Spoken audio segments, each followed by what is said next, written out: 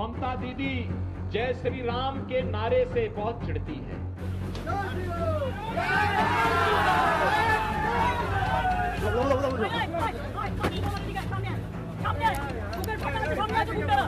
और जब मैं यहाँ पे आया तो मेरा अभिवादन जय श्री राम कहकर के सभी लोगों ने किया। मुझे आश्चर्य होता है, टीएमसी की सरकार पिछले 15 वर्षों से चुनाव के समय मंदिर मंदिर जाते हैं।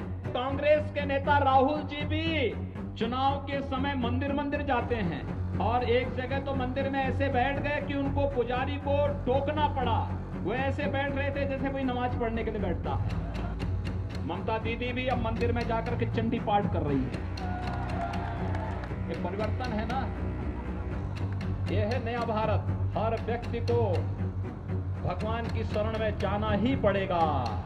याद करिए 2019 में भी मैं यहां आया था और पुरुलिया में तब मेरे कार्यक्रम को यहां की मुख्यमंत्री ने उस पर पाबंदी लगा दी थी, मेरा हेलीकॉप्टर नहीं उतरने दिया था। और तब मैंने झारखंड में हेलीकॉप्टर उतार करके 35 किलोमीटर सड़क मार्ग से मैं यहां आया था और तब भी मैंने आपके उत्साह को देखा था और उस उत्साह के लिए आपका अभिनंदन करने के लिए आज मैं यहां पर आया हूं। जब बंगाल में चुनाव प्रचार का शुभारंभ करना था तो मैंने कहा पुरुलिया से ही करूंगा।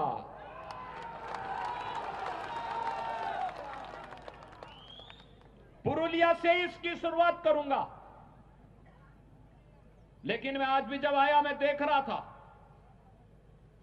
अभी भी सत्ता का दुरुपयोग रुक नहीं रहा है। मैं देख रहा था जगह जगह से हेलीकॉप्टर से मैं देख रहा था जगह जगह भारतीय जनता पार्टी के कार्यकर्ताओं को और जनता जनार्दन को इस सभा में आने से रोका जा रहा था।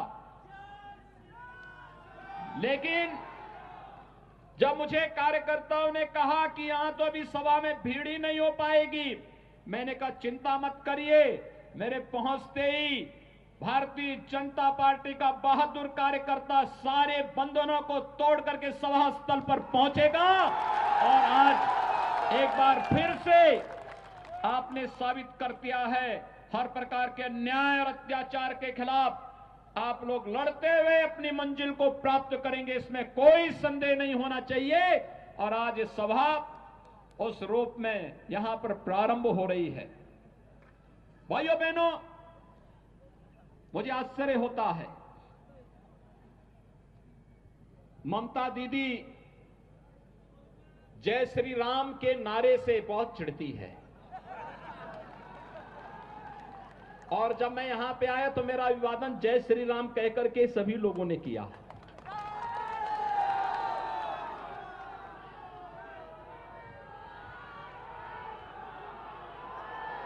मुझे आश्चर्य होता है,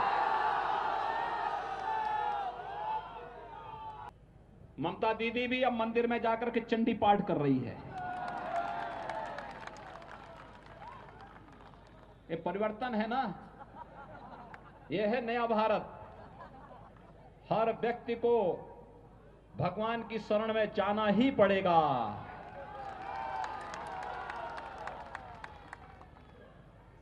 वैसे कांग्रेस के नेता राहुल जी भी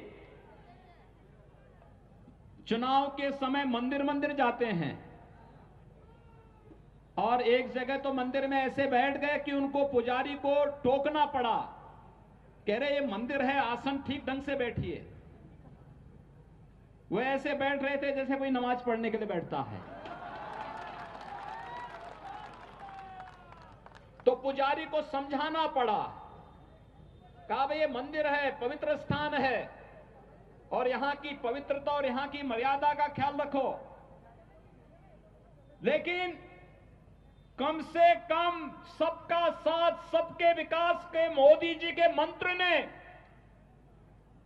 गरीबों को मकान भी दिया, विद्युत कनेक्शन भी दिया, स्वास्थ्य की सुविधा भी दी, किसानों को किसान सम्मान निधि भी देश के अंदर दिया और सभी लोगों को आपकी आस्था का सम्मान करने के लिए भी मजबूर कर दिया है कि आज कोई चंडी का पाठ कर रहा है, कोई मंदिरों में जाकर के दर्शन करने के लिए मजबूर हो रहा है। ये सबसे बड़ी वैचारिक विजय हम सबकी है। भाइयों बहनों, मुझे आश्चर्य होता है, यहां का टीएमसी की सरकार पिछले 15 वर्षों से गौ तस्करी करके गौ माता को बंगाल पहुंचा देती है, खाने के लिए पहुंचा देती है। उत्तर प्रदेश में हम गौ तस्करी भी नहीं होने देते और गाय को खाने भी नहीं देते हैं। मैं पिछले दिनों टीएमसी के एक मंत्री का बयान पढ़ रहा था। वो बेशर्मी के साथ गाय को काटने की वकालत कर रहा था। पता नहीं क्यों ममता दीदी ने उसे अपने मंत्रिमंडल में रखा था। उसको उसी दिन बर्खास्त करके बाहर का रास्ता दिखाना चाहिए था, लेकिन क्योंकि उनकी नेता स्वयं ही इस बात के लिए उनको प्रश्रय देती है। यहां पर अवैध घुसपैठ के कारण पश्चिमी बंगाल में और खासतौर पर इस सीमावर्ती क्षेत्रों में यहां के गरीबों का राशन अवैध रूप से घुसपैठ करने वाले लोग खा जाते हैं और यहां का गरीब देखता ही रह जाता, उसको सुविधा का लाभ नहीं मिल पाता है।